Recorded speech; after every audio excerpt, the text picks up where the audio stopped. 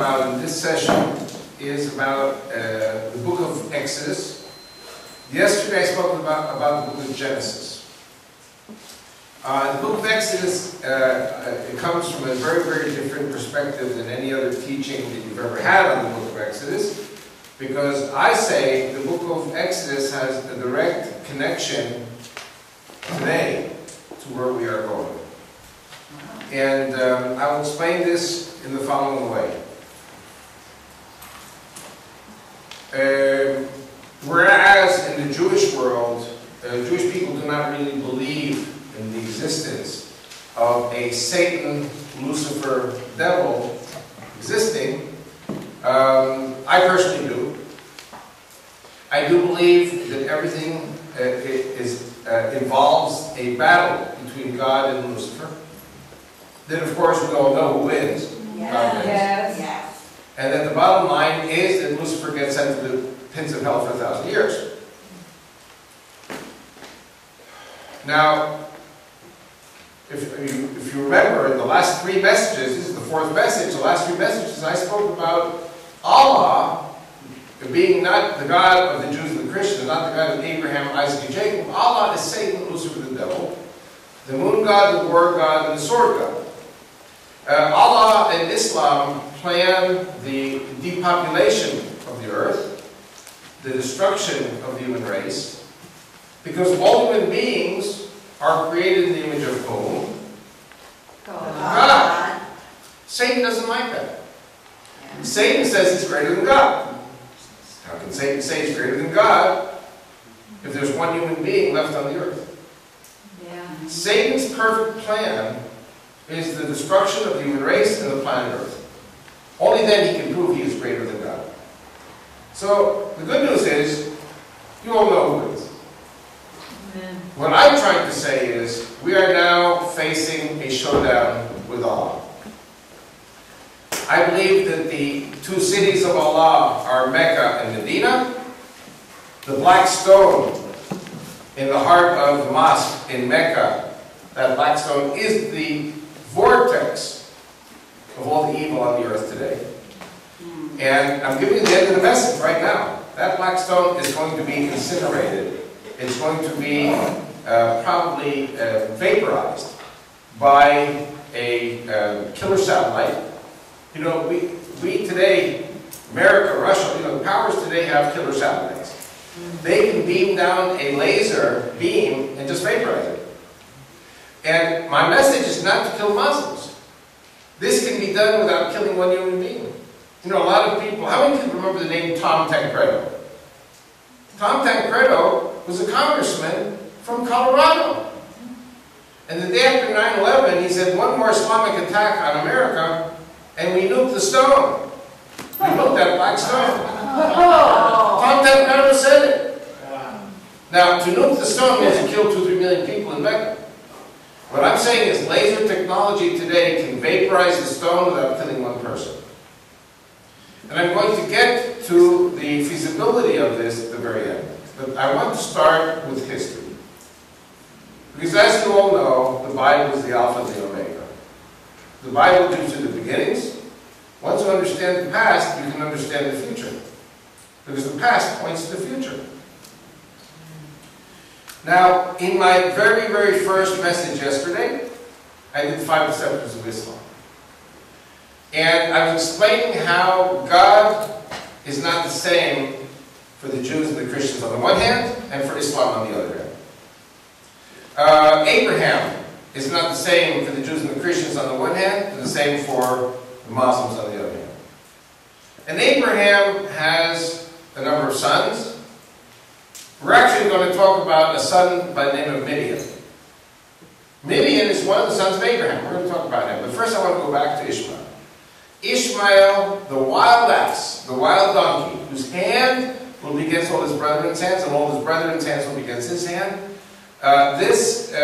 Ishmael is a sexual pervert, a man of the sword, a man of destruction. And the Muslims say that Allah chose him, because Allah is a God of destruction. But for those of us who are Judeo-Christians, we can never accept Ishmael because he's a man of destruction. Isaac was a farmer. He's a man of creation. Similarly, Esau was a man of destruction, is a man of the sword. How does Isaac bless Esau? He will live by the sword. What did Jesus say? You will live by the sword, you will die by the sword. So, Esau marries the daughter of Ishmael, and he becomes a man of destruction too. Jacob is a man of creation. He is a shepherd. And Jacob, everything he touched reproduced. Everything that Isaac touched reproduced. So, I ask you, who is God going to choose? Is he going to choose those progeny of Abraham or men of creation, or is he going to choose Ishmael and Esau, who are men of destruction? God's going to choose the men of creation, not destruction. That's why the DVD and CD on the back is called Creation versus Destruction. Okay. And I also spoke yesterday about how, unfortunately, facts of life, there are many families, including my own, where maybe one sibling is saved, or two, and the others are not. Or you have families where the parents are saved and the kids are not. And sometimes you have families where the kids are saved and the parents are not. And families are driven apart by this war over who is chosen, who is anointed of God. And those people who hate God hate those who are chosen of God. And so Abraham, Isaac, and Jacob are the chosen lineage of the Jew and the Christian. Remember what I said yesterday? These are the generations of Jesus Christ, Abraham, Isaac, and Jacob. Period. There's no Ishmael. There's no Esau. I can't understand Jews and Christians that have ecumenical relations with the Muslims when the Muslims delegitimize Abraham, Isaac, and Jacob and say, no, it's Ishmael, it's Allah. Political correctness means absolutely incorrect. Okay. Now, we'll fast forward. Abraham remarries after the death of Sarah, and he has a new wife called Keturah, and he has concubines. And Abraham is a pretty busy guy. From 137 years of age to 175 till his death, he has many, many children. Remember, he was having problems having children with Sarah. And he had one child with Hagar. After the death of Sarah, he was 137 years old, and he's pulled out all the stops.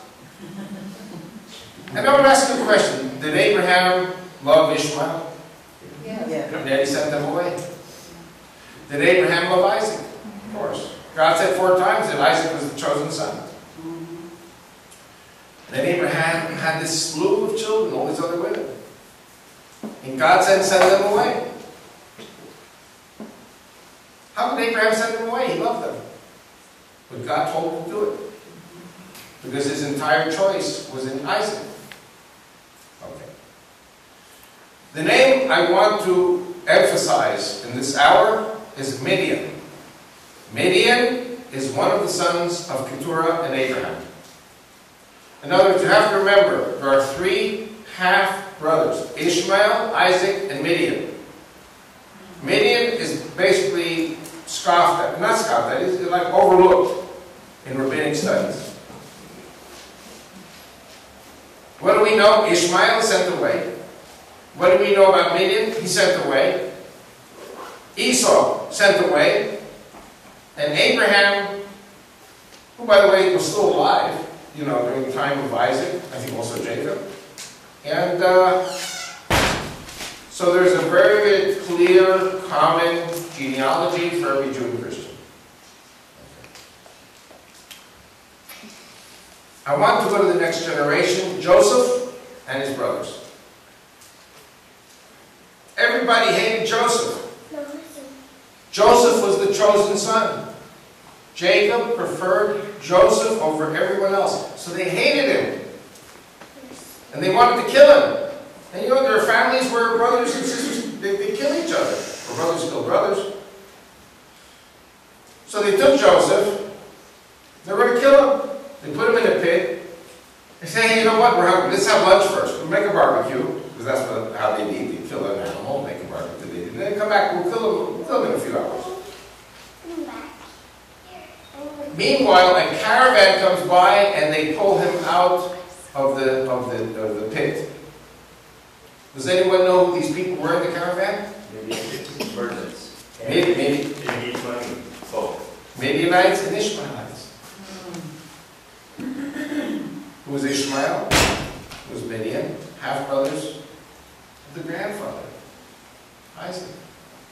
So they're second cousins. Now, I'm going to ask you a question, a psychological question. Did these Midianite Ishmaelites, did they know who Joseph was? You better know, believe it. They hated him too. Because Joseph came from the chosen children and grandchildren. They were just so happy to take him out of the pit, not release him, but to take him to Egypt and sell him for 30 pieces of silver to Pharaoh, to Potiphar. I mean, there's stuff that's going on here in the Bible, very remarkable stuff. So Midian and Ishmael, they're cousins of each other. They love each other because they were all, what did they have in common? They were kicked out by Abraham. So there's a lot of family hatred, intra-family hatred here. Before fast forward, how many generations were the Israelites in slavery? 3 generations. In those days, people lived 120, 150 years. So we were slaves in the land of Egypt for 430 years. That's 3 generations. And Moses is the son of Yocheved, and Yocheved is the daughter of Levi. So basically, Moses is like a second cousin of Joseph. Okay. It's a little hard to do the mathematics here because different generations were younger and older than each other, and it's very hard to find it. Now, I have to make a confession.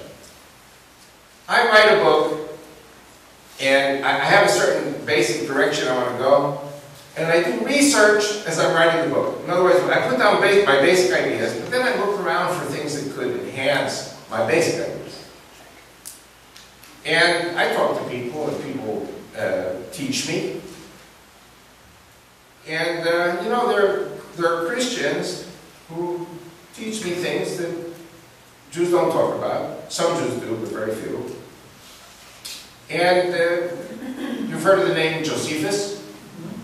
And there are Christians who really know their stuff. They read Josephus. Josephus was a Christian, just a historian. And Christians say to me, did you know that Moses was an Egyptian general? How many people know Moses was an Egyptian general? It's in Antiquities of the Jews. How many people have Antiquities of the Jews by Josephus? Everybody has it. Chapter 3, I think it's verse 68 or something, talks about Moses. Now, from the Torah, we know very little about Moses. From the Torah, we know that Miriam and his mother put him in a thatched, like a cradle, put him in the Nile River, and then Pharaoh's daughter fished him out. And Pharaoh's daughter, Pharaoh raises Moses. It's a Hebrew child, but they had pity on him. They raise him. If he's raised in the house of Pharaoh, he's got the best education that Egypt has to offer. And he's trained, and then Egyptian soldier like everyone else, because he's in Pharaoh's house. And one day, there is an invasion of Egypt from the south. The word in Hebrew is Cush. How many people know Walid Shubat? Walid Shubat is a dear brother of mine. I love Walid. And he teaches me something I've never forgotten. He says that Cush is not Ethiopia. Cush cannot be Ethiopia. Cush is Sudan. Because Ethiopia is a Christian country today, and if in Ezekiel 38 it says that Cush is going to attack Israel, Ethiopia is not going to attack Israel. Ethiopia is Christian. Sudan might attack Israel. Okay. Don't forget, Sudan and Ethiopia both share the sources of the Nile. You have the White Nile and the Blue Nile. So the Bible is not very explicit about geography. But we know that Cush is Africa, not Ethiopia. And the Cush army invades Egypt and whacks the Egyptian army, and they're overrunning Egypt. Egypt was overrun many times by different armies, by the Hittites, by the Syrians, by the Babylonians, and they were also overrun by the Cushites, probably Sudan. And Pharaoh is hopeless and helpless. No Egyptian general will rise up and lead an Egyptian army and defeat the Cushites, Sudanese. So Moses comes and says, you know what, Father, because Pharaoh was his father, or grandfather, says, I will lead the Egyptian army and I will defeat the Cushites. This is Josephus. I'm just teaching history now, according to Josephus.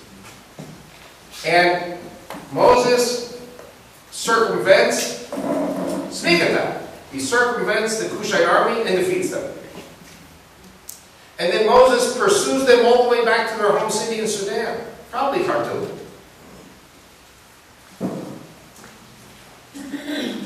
It's a very complicated story. To make a long story short, Moses conquers the city, and the daughter of the king of this city falls in love with Moses and says, I will, if you spare the city, I will marry you. The princess, the daughter of the king, this black king, I'm going to marry you. Moses says, okay. According to Josephus, he marries the princess, consummates the marriage. Remember Miriam? His sister, she gets leprosy because she spoke badly about the Cushite woman.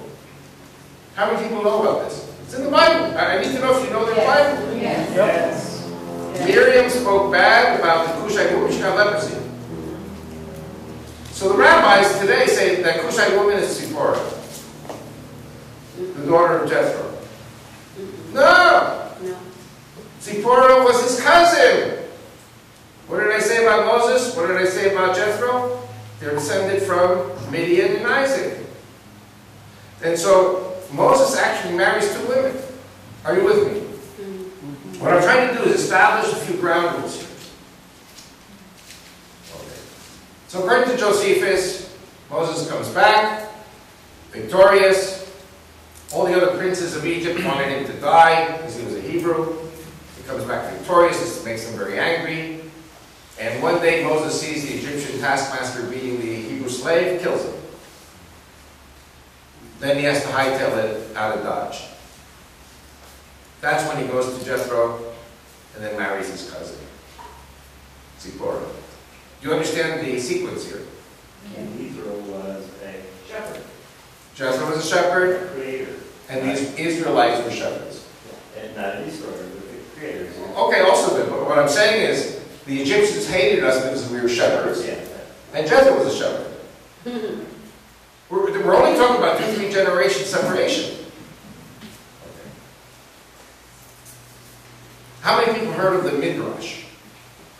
Now, there is a Midrash called Yalkut Shimoni, and Yalkut Shimoni has the same story with a different variation. The different variation is that Moses kills the taskmaster, does not go to Jethro, he goes to Cush, gets to Cush, and when he gets there, there is a king fighting a civil war with Bilam. Bilam takes over the city. Sounds kind of cockamamie to me. I don't know what Bilam would be doing there, but Bilam and his two sons take over the city, and the king of the city, African king, is fighting to restore order, wins the battle. Bilam and his two sons flee. And then the king of Cush dies of some mysterious sickness. And the queen, the widow of the king, offers to marry Moses. So according to the Midrash, Moses marries the widow of this king of Africa and does not consummate the marriage because there was the curse of Noah on these people. So Moses did not consummate the marriage. When he reaches the age of 67, now the son of the African king has come of age, and the African nation decides to expel Moses, and because he would not consummate the marriage with the queen, and they were going to kill him, but they decided, very rabbinic story, they'll give him gifts, and they'll send him off. Where does he go at age 67? Goes to Jethro. He can't go back to Egypt. So he goes to Jethro. Jethro immediately incarcerates him for 10 years. And Zipporah falls in love with him from a distance and feeds him every day. And after 10 years, she succeeds in convincing Jethro to let him out of the jail to marry her. By the end, he's 77. And that's when he has his two sons, Eliezer and Gershom. Which brings him, both of the stories bring Moses to the age of 80, which is where he sees the burning bush. And he goes into the service of God and gets sent back to Egypt. Now, one of the things that I shared here, it's a revolutionary idea. There is no one in the Jewish world who will say it. I'm the only one who's saying it. How many people know what the Jewish phylacteries are? The Jewish phylacteries are those black cubes we put on our forehead with the straps and on the arm when you fly to tefillin. And I don't want to waste too much time with this because I want to get into the more modern things, but I think it's important. Next Monday, I will be at Mark Piltz's church in Puyallup, and I will be talking about this, but not the tefillin. They said, don't talk about the tefillin, it's too controversial. Okay. I have to first start out by saying that when I went to the seminary, conservative movement seminary in Jerusalem, to become a conservative rabbi, I got into a lot of trouble for promoting this. I'm talking about 1992 and 1991. And I asked, you know, our professor, he brought us a page with quotes from the New Testament. Matthew 23, verse 5 was the very first verse of the New Testament that I learned. And Jesus is condemning the Pharisee rabbis who were very ostentatious. They wanted to prove how righteous they were by broadening their phylacteries and lengthening the hems of their garments, which we know as the tzitzit on the prayer shawl. So, most Christians don't have a clue what phylacteries are, so usually when I'm in churches, I have to teach phylacteries for half an hour before they can understand what I'm saying. And so I asked my professor, I got into trouble, I said, you know, when did we Jews start putting on phylacteries? He said, oh, that came with Mount Sinai and giving of the Torah. But I opened up the text, and that's Exodus 13. We are still slaves in the land of Egypt. We have not been to Mount Sinai yet. So the phylacteries predate Mount Sinai. And the Israelites, before Mount Sinai, did not have a religion called Judaism. We didn't have any religion. We were pagan shepherds, like everyone else. And our gods were the male and female, bull and cow. That's why Aaron was not executed for the sin of the golden calf. The golden calf was our God.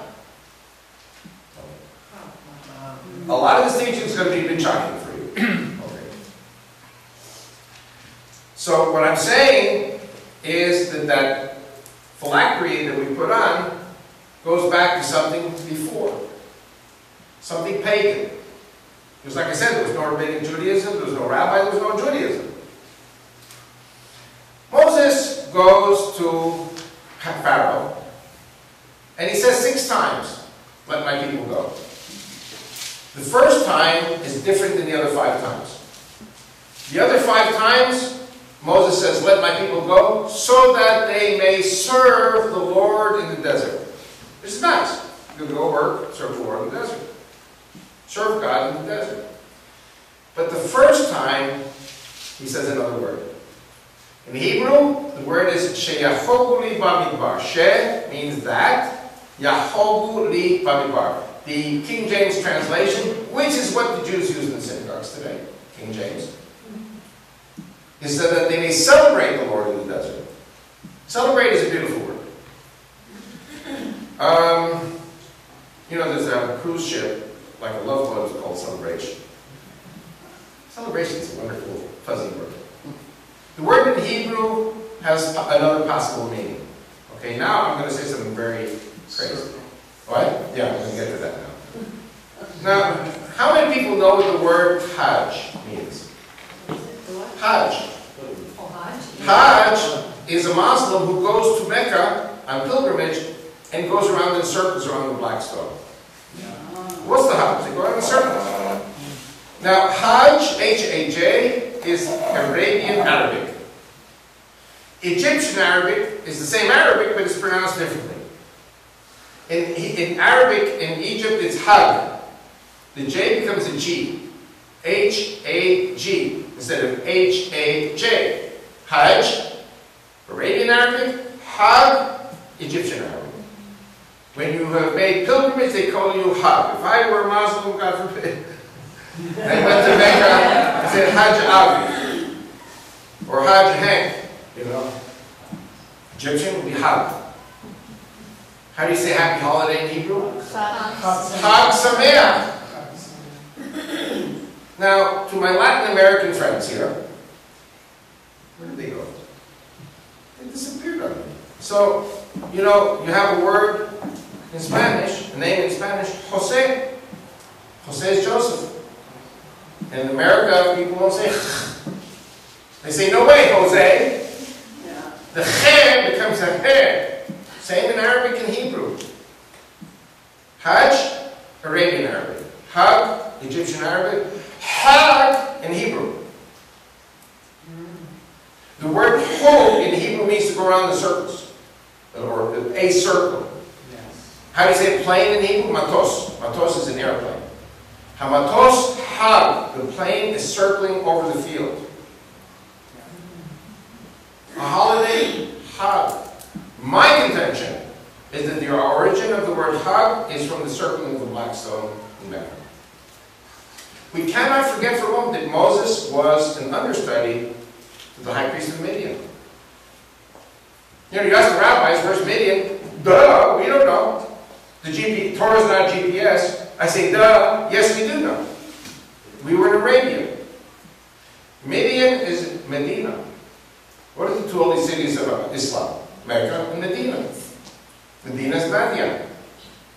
Madian, Midian. I want to interrupt for a moment and just share something. This is a DVD, a Christian DVD, made by a couple from Mississippi by the name of Jim and Penny Caldwell. Has anyone heard of them before? Jim and Penny Caldwell. And I had a wonderful opportunity, long story, I'm not going to tell the story. I met them, we became very close, I saw their DVD teaching. And they come from a Christian perspective. Right hand, left hand, Jewish hand, Christian hand, both clapping. They proved that Mount Sinai is northwest Saudi Arabia, and the mountains there are called the mountains of Madian, or Midian. They risked their lives. They proved beyond any doubt archaeologically that this is where Mount Sinai is.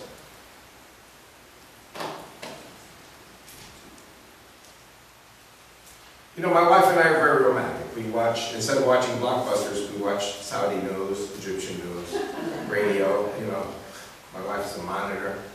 When you watch Saudi TV or Al Jazeera and they give the map in Arabic with the forecast, it says Medina Minawara. Does anyone have a guess? It's a tough question. What does Minawara sound like to you? Sounds like water, rain. No. Minawara is the same root as menorah. Oh, yes. They prove all Saudi Arabia has menorahs etched in the rocks. You know, the Jews have like 52 stations where they stop in the Arabian desert. Menorahs. Sandal markings. Another name for Medina, the Arabic city of Medina, is Yathrib. You know what Yathrib is? Jethro. The Muslims call Medina Jethro, because Jethro was the high priest of Medina. And you look at the map, Mount Sinai is up to the north, very close to Eilat. Just to the south is Medina, just to the south is Mecca. Now Mecca was not a city in the time of Moses. Mecca was just a black stone in the middle of the desert. So let's get back to Moses. Moses comes to Pharaoh and says, according to my translation, let my people go so that they may go around in circles in the desert. And what is that? The Hajj. The Hajj around that black stone. What is the Hajj? They go around the black stone 7 times.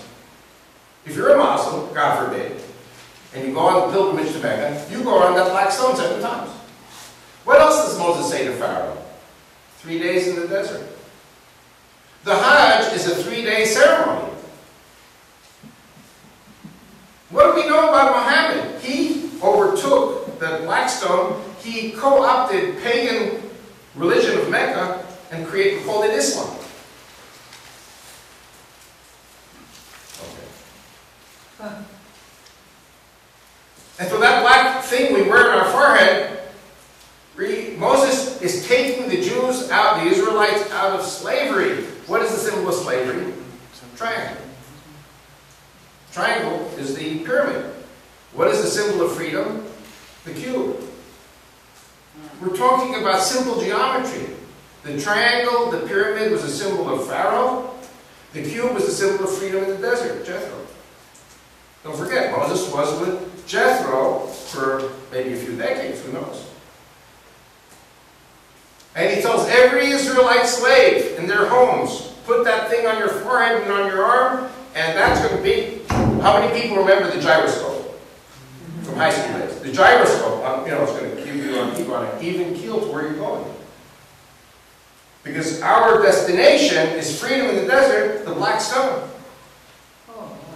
I mean, the rabbis go nuts when I say this. They said, "Are you saying we're pagan?" I said, "Well, we were pagan then.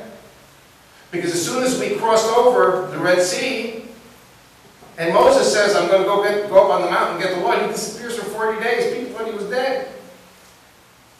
The Israelites were impatient. They wanted a God. They wanted their gods to return to them. And Aaron agreed to make him a golden calf because that was the God of the Israelites. Aaron did not sin. He would have been killed had he sinned.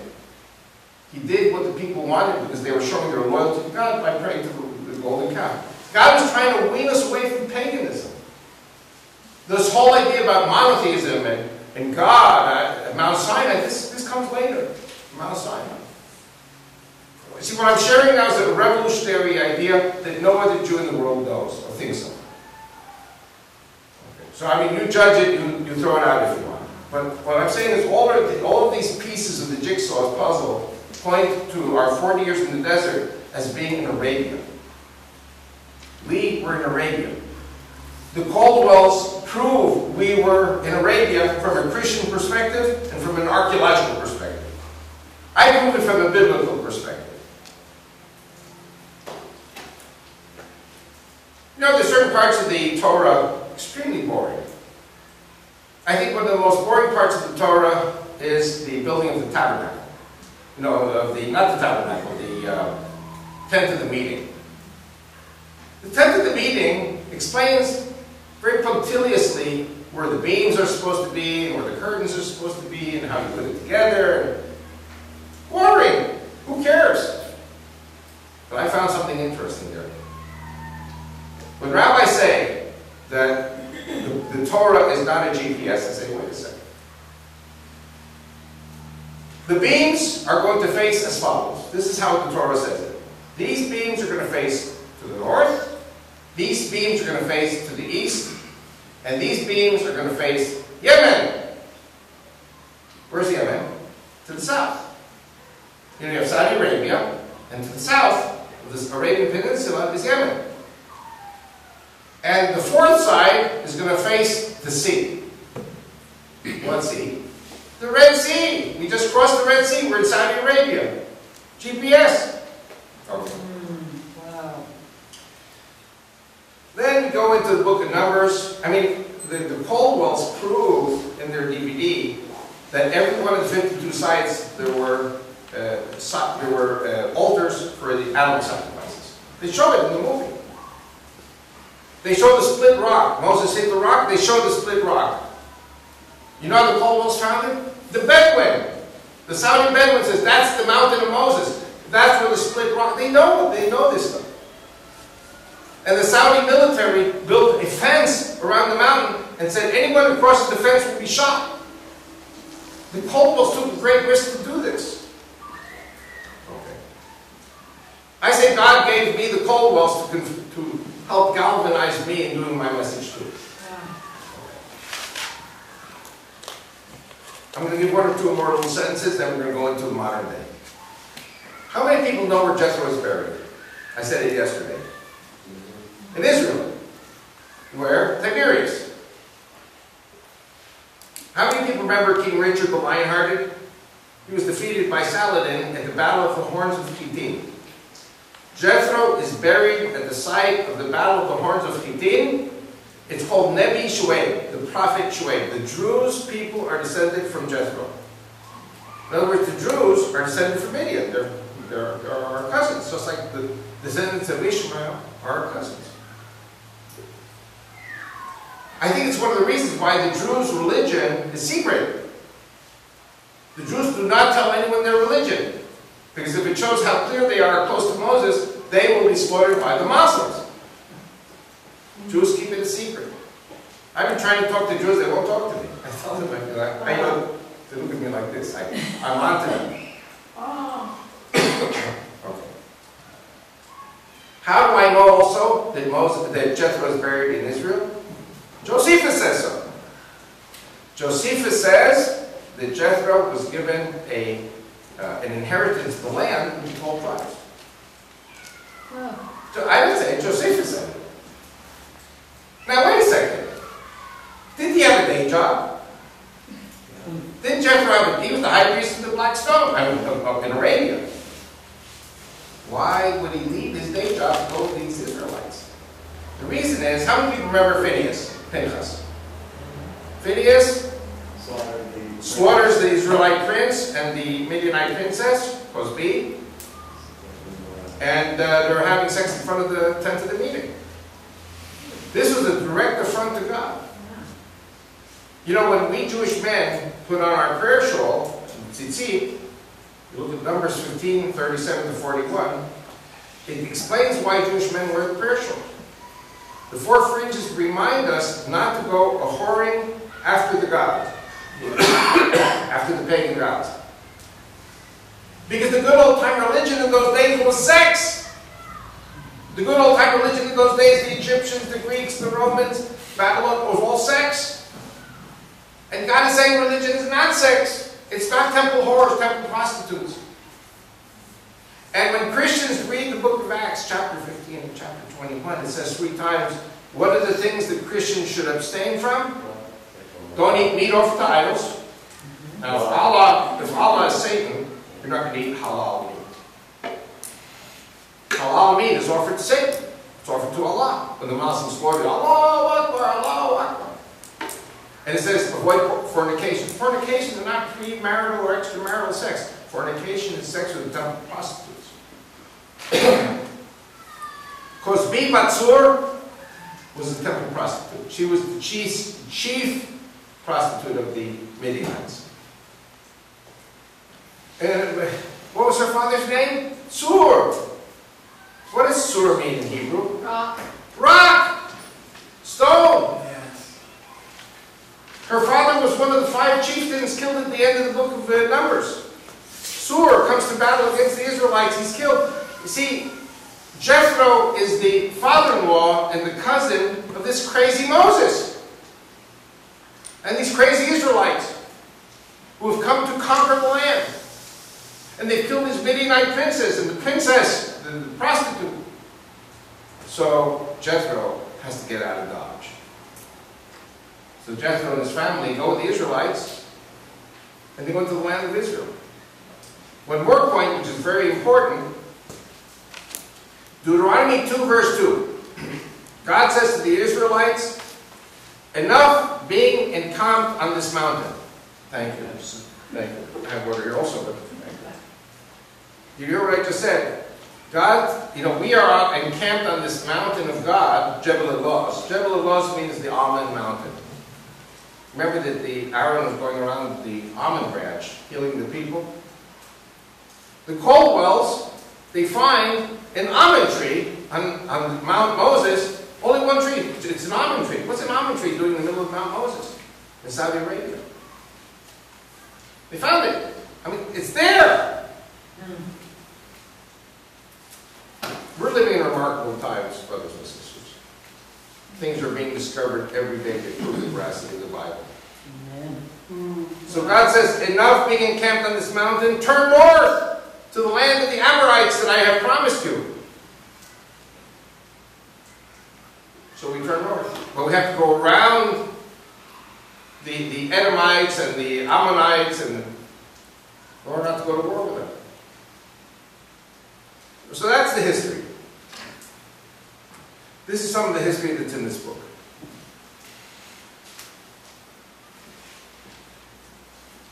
I sat down many times with the Caldwells, and we were both lamenting the fact that Mount Moses, the Almond Mountain, the mountain of God, where we got the Ten Commandments, is in the hand of the Saracens.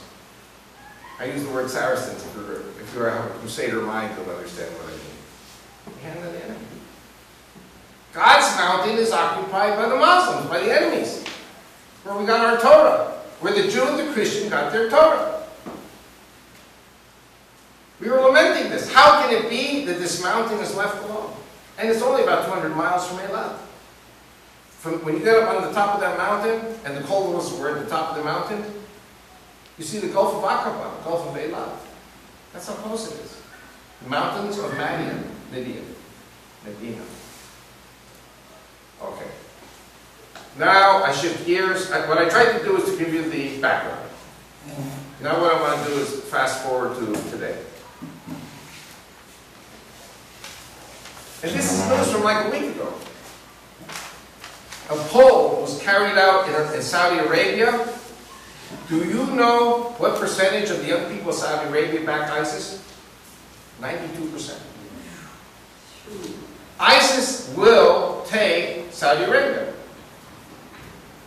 Now, what's the problem with the king of Saudi Arabia? I mean, we all know that the king of Saudi Arabia founded ISIS. Qatar, Saudi, they founded this terrorist group. And now this terrorist group is coming home to roost and to kill the king of Saudi Arabia and 6,000 princes, or at least some of them. Some of these princes support ISIS. Others don't. There will be a family feud in which princes will kill princes in Saudi Arabia. There will be a collapse of the Saudi kingdom. The king will be executed by ISIS and be beheaded. You know why? Because he sells you oil. The one world government economy depends on oil. 2 weeks without oil, the world economy collapses. If you cannot produce oil or get oil, you cannot produce plastic. The world economy is based on plastic. $300 a barrel means the end of the world economy. Why do the Christians control the world? The Christians control the world because the Christians have economy. They have industry. What do the Muslims have? They have camels. They, dates, pita bread, olive oil. That's fine. That's how we live. Christian, Jewish, Westerners need the mall. Going to the mall. Muslims don't need the mall. Some of them do now in these Gulf states. So if you destroy the Western economy by denying the Western economy the oil, you bring down Christianity and all of that. The only problem with that is, how many people heard of David Wilkerson? Yeah. David Wilkerson had a prophecy about the ghettos going up in fire. Now, when the world economy collapses, the ghettos will go up in fire because people will be starving. People will be dying of Ebola and other sicknesses. People will be dying because of crises, of chaos, anarchy. I'm going to ask you a question. Remember, I asked before in other meetings, I asked, how many people the dollar think it was going to collapse, how many people think the U.S. economy is going to collapse. I'm going to ask you another question. How many people think that the one world government wants to depopulate the earth? Okay, so let me tell you something. I disagree with that. Why do I disagree with it? Because if your God is mammon, if your God is money, and you are part of the one world government, are you going to have more money or less money if 5 billion people die? If you depopulate the human race, you're going to have less money. Is that what you want? No, you want more population because you have more money, more control. Satan's perfect plan is to depopulate the earth, kill the human race. So Satan's plan is to destroy the world economy, to kill the human race. It's the devil. I mean, that's what I preach. If you disagree with me, that's what I preach. So, in my opinion, the powers that be, that I call the harlot, right in the dragon is Islam. The dragon pays the harlot for services rendered. That's why the harlot sits on the dragon. But ISIS is going to cause the dragon to go crazy, and then the dragon wants to devour the harlot. So what I'm saying is, at some stage, when the harlot is onto the dragon and understands, and the dragon wants to kill the harlot's going to kill the dragon. That dragon is Islam. Now, a lot of Christians say to me, "Hey, Avi, when are you Jews going to build the temple in Jerusalem?" You know, I answer them, we can't build the temple because the mosques are there, and if we touch the mosques, it's a World War III. I have to tell a little story. This is hysterical. I was in a church in Springfield, Missouri, in the buckle of the Bible Belt. And the pastor was sitting behind me on the stage. And a woman gets up and says, "Hey, we're going to build a temple." I said, "Well, we can't build a temple because the mosques are there." And the pastor behind me whispered, but loud enough that everyone could hear. He said, "Burn it down." So I turned around and looked at the pastor. "Pastor, you cannot burn down those mosques." So he yelled out, "Burn it down! Right now!" Burn down the mosque. He said, "We can't burn down the mosque. The world won't let us." He got fired, by the way, because that was on tape. And the pastor from the Assemblies of God cannot say burn down the mosques. So that's what everyone really wants. And I want to tell you a little story. 6-Day War. I jump around from subject to subject, but I connect all of them. 6-Day War. I don't know if you remember, I see some new faces here, but yesterday I explained that one of Allah's names is the greatest of all the liars and deceivers. How many of you remember that? Yes. That Allah is the greatest of the liars and deceivers. Now, if you're a Christian, who's the greatest of all the liars and deceivers? Satan. Satan. They're proud of it. Because in the Judeo-Christian Western world, it is a virtue and a commandment to tell the truth. Yeah. But in Islam, it's a commandment to lie. Because they have another God. It's not the same God. So Allah's the great liar. So comes the 6-Day War in 1967. And Allah promises the Muslims the victory over Israel in 67 war. But who won? The Jews won. Because Allah lied to the Palestinians and the Arab world. So the Muslims are saying, you know what, this God is up to no good. This God, Allah, we're going to leave him. We're going to go over and join the Jews and Christians and believe in the God of Abraham, Isaac, and Jacob. Who ruined it? Moshe Dayan. Moshe Dayan comes to the Arabs and says, "Okay, guys, let's make peace. Here are the keys to the Temple Mount." Now you see, if you're a Christian, or if you're a Jew, you do what Jesus says. What did Jesus say? Jesus says, who is it, who is the king with 10,000 who goes to war against a king with 20,000? Isn't it better to send an ambassador of peace? Doesn't Jesus say that? That verse is a parable. It goes another one which you all know. Who is it who goes to build a tower without first counting the cost? You don't know the first one, but you know the second one. But they go together. Jesus was a realist. Jesus did not like war. He did not like the sword, which is the symbol of Islam. So when Moshe Dayan handed over the keys to the Temple Mount, the Muslim said, "Aha! Allah confused and deceived Moshe Dayan. Yeah. We're going to stay with Allah. Right. Because the ultimate victory is the victory of Allah." Okay. You understand what I just said? Yes. This is not a war of flesh. This is a war between those who believe in God and those who believe in Satan. Okay. Of course, Jews say there is no Satan, so they don't understand what I'm talking about. Okay. Now, if ISIS kills the king of Saudi Arabia, if a civil war breaks out, if Saudi Arabia becomes like Syria, and Syria collapses,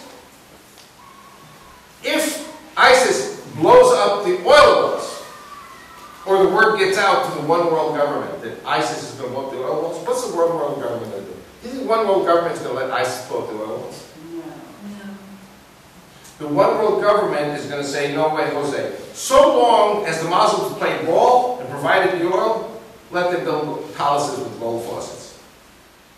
But if the Muslim world cannot protect the oil, of which the world needs, it's the oxygen of the world economy. If the Muslims cannot protect the oil, then we, the one world government, we're going to occupy the oil wells. United Nations will pass a law or ruling, the world government, which will include China and Russia and India and Japan and other countries. You're going to divide up the oil well producers. Divide up and protect and secure the oil, because you cannot allow crazy ISIS people to blow up oil wells. Now, Saudi Arabia, the Persian Gulf, and Iran, these are big countries. The U.S. can't do it alone. Even if the U.S. was at its peak of strength during the Iraq War. You know, George Herbert Walker Bush was the first to start cutting back the U.S. military. It wasn't just Obama. The British can't, the Germans can't, even the Russians can't. This would require a United Nations one world government decision to occupy all the oil wells and to ensure that no Muslims could get near them to blow them up. The harlot kills the dragon. Now, I want to get back to the temple in Jerusalem. Now, you know that there are Jews and there are Christians who do not want to see animal sacrifice anymore. Christians, because Jesus Christ is the ultimate sacrifice. And Jews who say that the Yochanan ben Zakkai in the year 70 AD said, prayer, penitence, and charity replaced the blood atonement. So you got Jews and Christians who don't want animal sacrifice. But then you've got Jews and Christians who do want animal sacrifice, because you have to have a temple. Jews want to have a temple to restore the greatness of before the destruction of the temple. And Christians say that you have to have a temple because the Antichrist has to appear before Jesus returns. Are you with me? So Jews and Christians are equally split between those who support the building of the temple and those who don't. And like I said before, we can't build a temple if the mosques are down.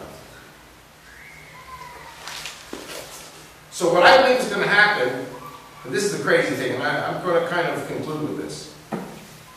I believe what's going to happen is that the one world government will be onto ISIS. The oil wells will have to be protected and occupied and secured by the one world government. And the one world government will actually come to Israel and say, you know what, you're right there. You're going to occupy northwest Saudi Arabia. We're going to occupy the rest. Do you think Israel wants to occupy any part of Saudi Arabia? Do you think that any normal Jewish mother would want her kids to go out into that desert in Saudi Arabia? But I believe Israel is going to occupy, at the orders of the one world government, we're going to occupy Mount Sinai. That's why it's so important to prove that that's Mount Sinai. To occupy Mecca and Medina. Now what happens when the Jews take Mecca?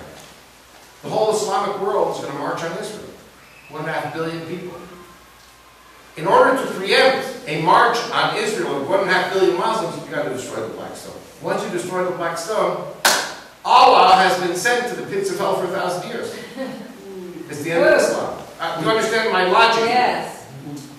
And then, whoever the Antichrist may be, he's not Jewish, we know that, the Antichrist will then come to Israel and say, you know what?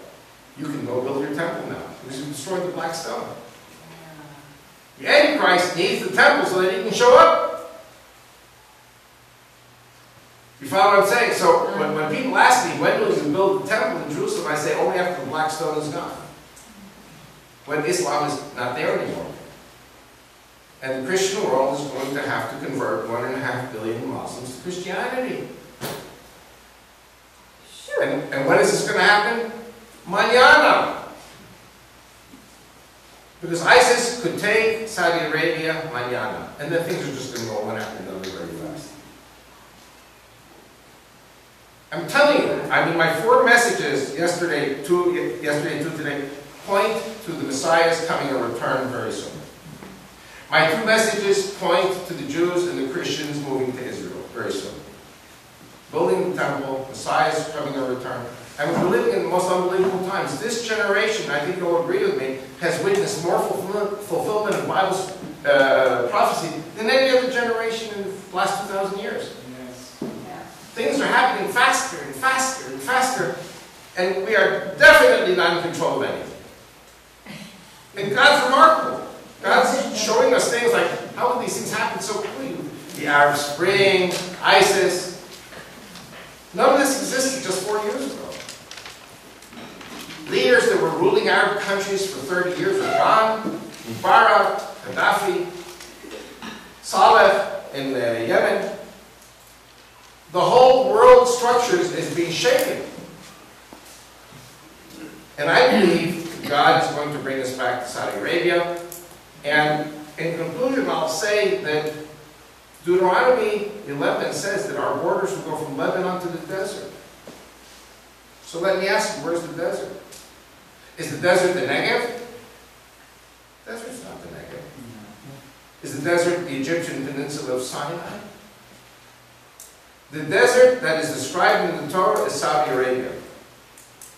I have one script that I want to share. This is one of the funniest things I share in the churches.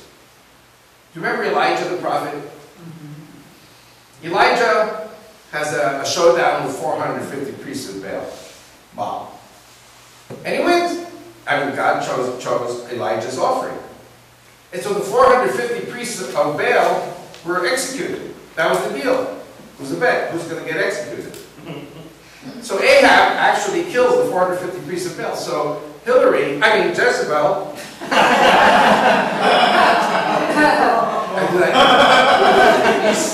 I do that every church.